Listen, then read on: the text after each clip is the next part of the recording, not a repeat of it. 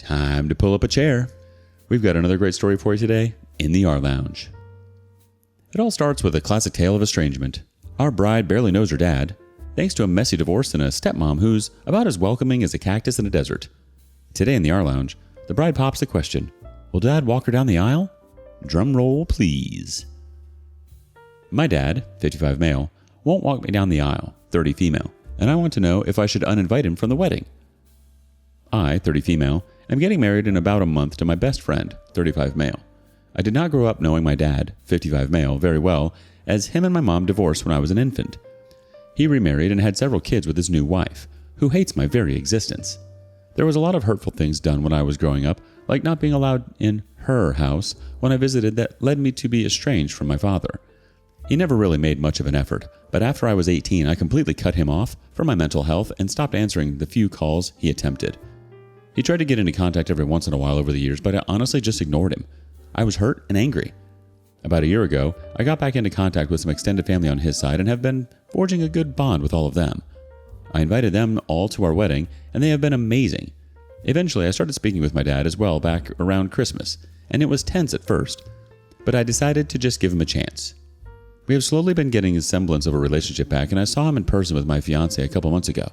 His wife is not pleased at all, and apparently their kids, my half-siblings, all adults, are also upset about it.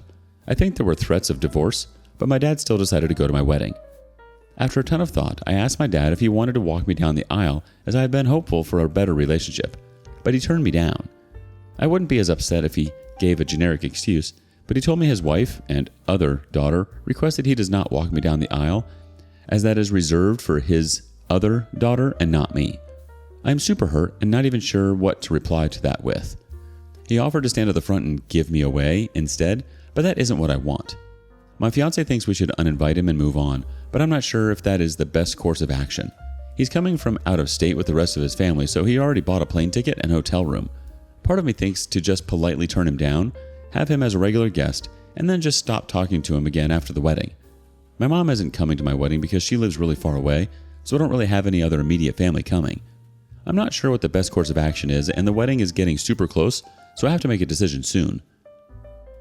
Edit. Wow, this post has blown up. Thank you all so much for the advice and comforting words. To answer some common questions I am seeing. No, his wife and my half-siblings are not attending the wedding. I invited them, but they won't even meet me, let alone go to the wedding. He has 2 sons and a daughter with his new wife, all in their 20s. I'm not sure if my dad cheated on my mom with my stepmom. My mom, through all her faults, never actually said a bad word about him. He did marry my stepmom by the time I was 2 years old, though, so there wasn't much time in between marriages. They are also very Christian in the worst way, as in they don't really follow what they claim to believe. My mom cannot fly as she has panic attacks. She also is actually a worse parent than my dad in a lot of ways, believe it or not. I have no male relatives to walk me down the aisle.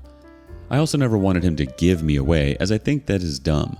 I just wanted my dad to act like my dad for one moment.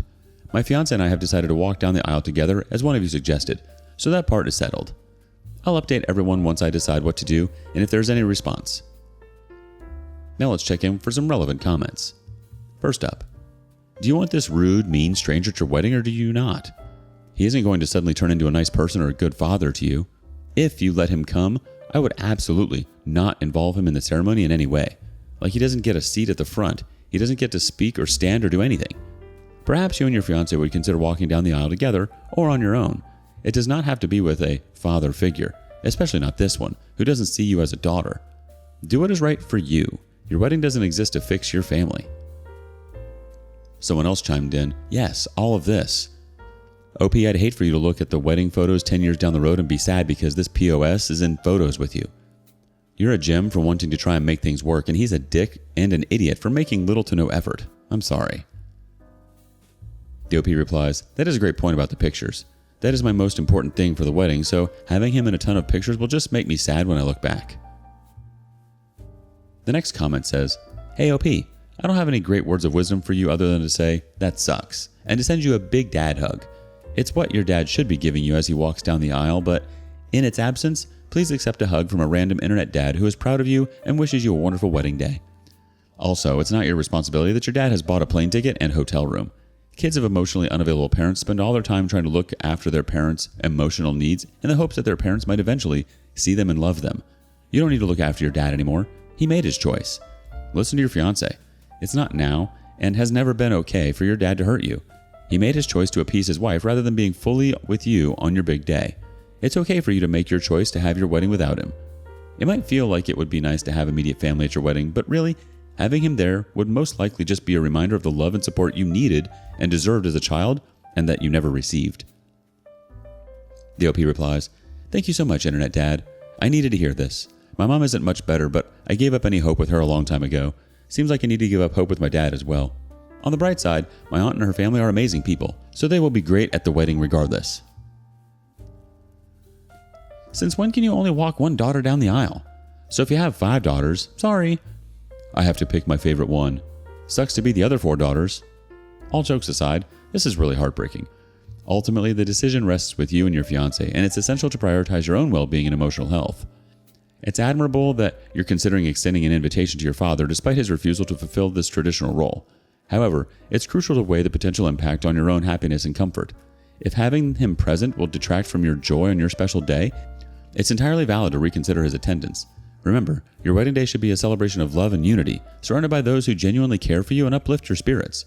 Whether your father is physically present or not, what matters most is that you feel supported and cherished by those who surround you. Update, 4 months later, February 21st, 2024. Hello everyone. Just wanted to start by saying thank you so much for your kind words and advice to my original post. It made me feel so much better. We had an amazing wedding and honeymoon. Everything went really well.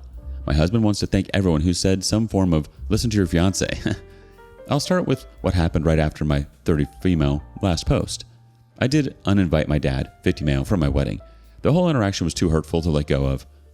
Before telling him I was uninviting him, I spoke with my aunt, his sister, Sandy, 50s-ish female, who was furious at her brother for what he'd said to me. She has been such a great support of me and my husband, which has been amazing, honestly. After I sent my dad an email detailing how hurtful he had been and that he was uninvited, Sandy called him and yelled at him for being an butt. He replied to my email with a bunch of nonsense deflection about how he has to make sure both sides are happy, but apparently told Sandy, not me, he was sorry and that it was a miscommunication. He claims to Sandy that he is only trying to negotiate with me and that would have walked me down the aisle if that was what I really wanted. I highly doubt that. My mother-in-law, who was extremely conservative and religious, actually said my dad needed to grow some balls, which shocked literally everyone. I replied to him that I stood firm in my decision to uninvite and to not contact me again until after the wedding, but that if he did contact me at all, it better be with the understanding that he needs to be present in my life the same way he is with his other kids, otherwise to not reach out again. Around this time, right before the wedding, I called my mom and asked her about what really happened with her and my dad when I was a baby, because she never talked about it with me growing up. Unlike my dad and stepmom, my mom never once said anything bad about my dad to me. She was always neutral, positive about him, which I have since thanked her for as it let me come to my own conclusions about what a deadbeat he is. My mom and I had a good cry about everything, and she let me know how abusive and awful my dad was to her when I was a baby after they split up. I also found out that he married his new wife when I was less than a year old, which is insane considering my parents were still 100% together the day I was born. Sandy swears up and down that she introduced my dad and stepmom to each other after my parents split, as they, stepmom and Sandy, were classmates in college. I don't really care either way at this point. It is just interesting to see how no one has a clear idea of what happened. My thought is that they were cheating and then used Sandy to introduce them to cover up their behavior. Keep in mind they are all very Christian, even though they clearly don't follow any of their religious teachings. I didn't hear anything from my dad during the wedding, and Sandy and her family still came. We all had a blast and everyone was so happy for us. The pictures turned out great, and there isn't anyone in them that I wish I could Photoshop out. So I definitely knew uninviting my dad ended up being the best decision we could make. I talked to Sandy about my dad over the holidays, and she said that him and his wife, kids, were refusing to go to any family dinners or parties because they are upset that everyone else talks to me. I have been in regular contact with Sandy, my uncle Jerry, and all of their kids, which makes my stepmom feel betrayed. Sandy is pissed at her because they used to be friends but never understood what her issue was with me. I found out my stepmom treated me like crap the second she had her first kid when I was still a toddler, which probably doesn't surprise anyone. I didn't hear from my dad all through December, but finally in late January, I got a random email from him. He sent a long email blaming me for him not being in my life, telling me his wife and kids are more important, but that we need to still be in each other's lives. It was the most BS email he had sent me so far and completely disregarded my wishes back in October when I told him to not contact me unless he was going to treat me like his actual child. I ended up not responding and just blocking his email. I also told Sandy to not share any of the pictures or videos from the wedding with him and to not talk about me with him. I think this will be the end of the relationship with him since he clearly is incapable of being a parent to me. I feel a lot more at peace with everything that happened, and I am completely okay with how it all turned out. One commenter on my original post said something along the lines of not knowing if my dad would have been a bad parent since he wasn't around, and that really has stuck with me. Thinking about it now, he probably would have been even worse had he actually been in my life. Unfortunately, both my parents are emotionally stunted, but I made a good use of the life that was handed to me and will hopefully break the cycle with my own kids one day. I didn't mention in my last post that my husband and I are going to be moving to the same state as my family in the next year. I was worried at first being closer to my dad, but honestly, he and his bitter wife and kids can do whatever they want. I'm just going to live my life how I want to. We were planning on moving to this state before I ever got back in contact with my family, so we will continue to do what is best for us. Anyway, thank you again, kind Redditors. You really helped me not feel sad or upset for my wedding day.